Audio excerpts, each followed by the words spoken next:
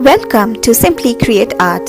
Today I will be sharing some real life mysteries that remain unsolved to this day. As each story unfolds, you can relax and watch my artwork come to life alongside it.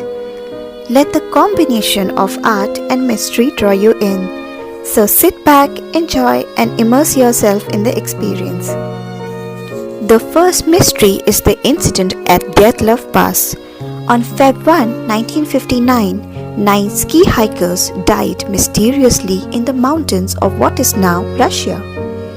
At the night of the incident, the group set up camp on a slope, enjoyed dinner, and prepared for sleep. But something went catastrophically wrong. The group never returned. On Feb 26, rescue teams found the hikers' abandoned tent, which had been ripped open from the inside. They also discovered footprints left by the group. Some were wearing socks, some wearing a single shoe, and some barefoot. The prints continued to the edge of a nearby wood, which is where the first two bodies were found, with no shoes and wearing only their undergarments. At first, the scene suggested death by hypothermia. But after medical examiners evaluated the bodies, including the other 7 discovered later, hypothermia no longer made sense. In fact, the evidence made no sense at all. One body had signs of blunt force trauma consistent with a brutal assault. Another had third-degree burns. One victim had been vomiting blood, and one was missing a tongue, and some of their clothing was radioactive. Possible explanations included KGB interference, drug overdose, UFOs, gravity anomalies, and the Russian version of the Yeti. Recently, a documentary filmmaker presented a different theory, a terrifying but real phenomenon called infrasound, in which the wind interacts with the topography to create a barely audible hum that can induce intense nausea, panic, dread, chills, nervousness, raised heart rate, and breathing difficulties.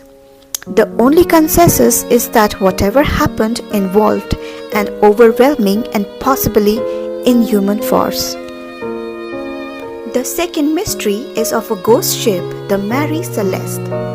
On December 4, 1872, a British-American ship called the Mary Celeste was found empty and adrift in the Atlantic.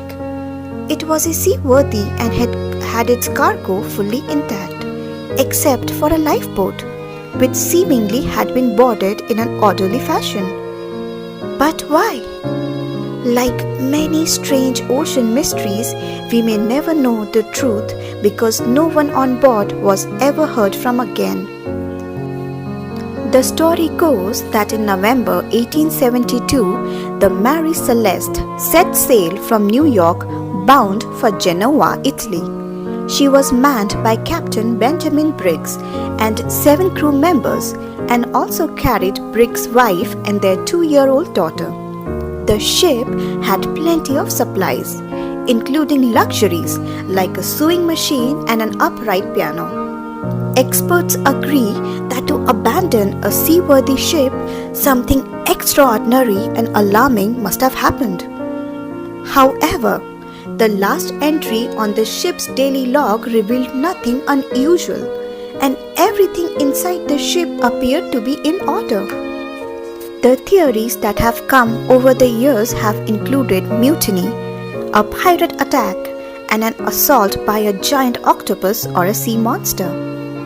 In recent years, scientists have proposed the theory that fumes from alcohol on board caused an explosion that, as a result of a scientific anomaly, did not leave behind signs of burning, but was terrifying enough that Briggs ordered everyone into the lifeboat. But again, this is a theory and nothing has been proved. Where are the Sodder children? Unexplained mysteries involving children are always extra chilling. George and Jeannie Sauter of West Virginia were forced to cope with not only the loss of 5 of their children but also with the mysterious circumstances surrounding that loss.